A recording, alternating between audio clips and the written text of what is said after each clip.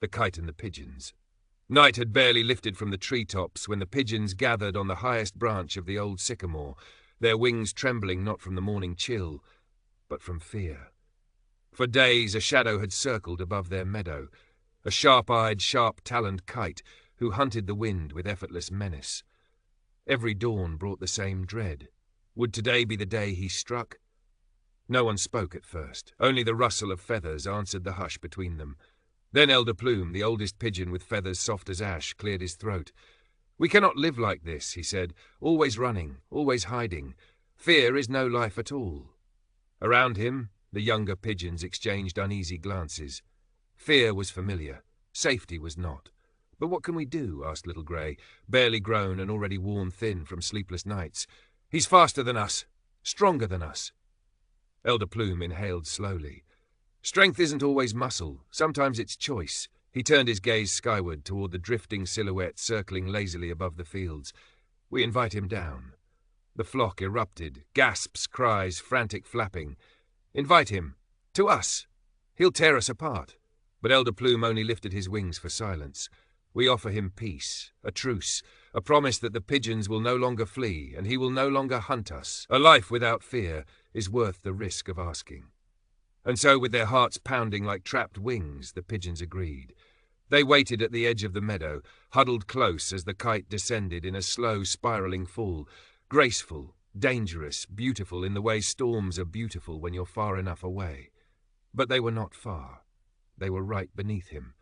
He landed with a thud in the grass, folding his wings like blades slipping into a sheath. "Well," he drawled, eyes glinting, "this is unusual, prey calling for the predator. What do you want?" Elder Plume stepped forward. "Peace," he said simply, "an end to the chase." The kite tilted his head, amused. "Peace? Yes, we offer trust if you'll give us the same."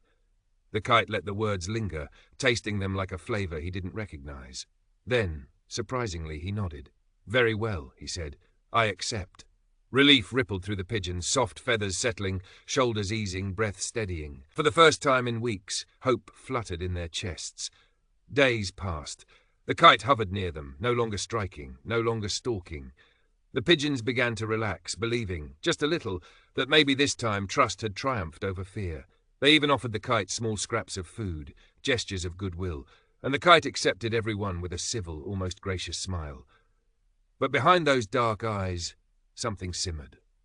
One quiet evening, as the sun dipped low and painted the sky in molten gold, Little Grey perched beside Elder Plume. "Maybe we did the right thing," he whispered. "Maybe even predators want peace sometimes." Elder Plume gave a tired smile. "I hope you're right." They never heard the wind shift behind them. The kite struck like lightning, silent, precise, unstoppable. Feathers exploded into the air as he seized the smallest pigeon nearby, lifting him screaming into the sky. The flock scattered in panic, wings thrashing, cries echoing across the meadow. Elder Plume watched, horror hollowing him from the inside out. We trusted him. The kite wheeled overhead, clutching his prey, and called down with a voice cold as winter steel. "You thought peace meant I was no longer a hunter, but I am what I am."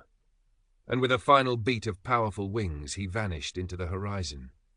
When the pigeons regrouped beneath the sycamore, trembling and breathless, Elder Plume lowered his head. "My friends, kindness is a virtue, but blind trust can be a danger all its own." The meadow fell silent, heavy with grief, heavier with understanding. From that day on, the pigeons did not hate the kite. They did not seek revenge. But they never again offered trust where trust had not been earned. And sometimes that wisdom is the truest peace of all. If you enjoyed this story, please like, share, and subscribe to help the channel grow.